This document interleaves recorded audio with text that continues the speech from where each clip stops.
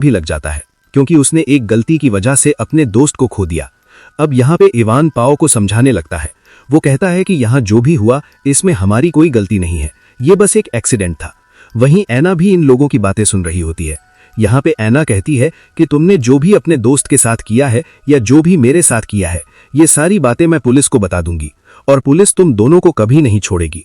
अब उसकी बातें सुनकर इवान पाओ को लेकर बाहर आता है। वो कहता है कि अगर इस बारे में पुलिस को पता चल गई तो हमारी जिंदगी बर्बाद हो जाएगी और हमें इसके लिए फांसी भी हो सकती है। इसके बाद यहाँ पे इवान एक प्लान बनाता है। वो कहता है कि सबसे पहले हमें चावी की बॉडी को ठिकाने लगाना होगा, क्योंकि अगर उसकी बॉडी पुलिस के हाथ लग गई हम लोग पकड़े जाएंगे और हमें ऐना को भी जान से मारना होगा, क्योंकि अगर वो जिंदा हो गई तो उस वजह से भी हम लोग फंस सकते हैं। वहीं अंदर ऐना खुद को बेड से गिराने की कोशिश कर रही होती है और किसी तरह वो अपने आप को नीचे गिरा लेती है और चाबी के पॉकेट से मोबाइल निकालकर किसी को फोन करने की कोशिश करती है। लेकिन तभी वहां पे पाओ पहुंच जाते हैं और उसके हाथ से फोन छीन लेते हैं। इसके बाद फोन में कॉल हिस्ट्री चेक करता है, जिससे उसे पता चलता है कि ऐना कहीं तो फोन कर रही थी लेकिन किसी से बात नहीं कर पाई। इसके बाद इवान और पाओ ऐना को दूसरे रूम में ले जाने लगते हैं और तभी उसी मोबाइल में किसी का फोन आता है और ये कॉल उसी नंबर से आई थी जो नंबर ऐना ने डायल किया था और ये नंबर ऐना के फादर का होता है। अब इवान कॉल रिसीव कर लेता है और उससे बातें करने लगता है।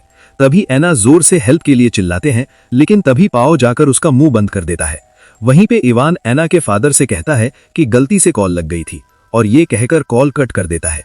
यहाँ पे इवान को काफी गुस्सा आ रहा था और वो गुस्से में आकर ऐना को एक जोरदार थप्पड़ लगाता है। यहाँ पे ऐना इन लोगों से कहती है कि तुम लोग जो भी मेरे साथ कर रहे हो उसकी सजा तुम्हें जरूर मिलेगी। यहाँ पे इवान ऐना से कहता है कि कुछ देर पहले तुम एक डेड बॉडी थी और मैं फिर से तुम्हें एक डेड बॉडी दूंगा। इसके बाद इवान कंटेनर लाने के लिए बाहर जाता है, जिससे वो अपने दोस्त की बॉडी को ठिकाने लगा सके। अब यहाँ पे पाओ ऐना के पैरों को बांधने लगता है, जिससे वो उसे फिर से मार सके। यहाँ पे हैना पाओ से कहती है कि मुझे पता है तुम एक अच्छी इंसान हो, लेकिन तुम्हारा दोस्त इवान बिल्कुल भी अच्छा लड़का नहीं है और तुमने मेरे साथ कुछ भी नहीं किया है। बस तुम्हारा वो दोस्त बहुत ही झूठा किस्म का इंसान है और उसी ने तुम्हारे दूसरे दोस्त को भी मारा।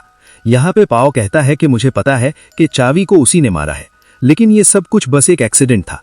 उससे जो भी हुआ वो बस अनजाने में हुआ। यहाँ पे हैना कहती है कि तुम्हें कुछ नहीं पता। तुम जब स्टाफ मेंबर के साथ बाहर गए थे उसी समय उसने तुम्हारे दोस्त को गला दबाकर मार दिया।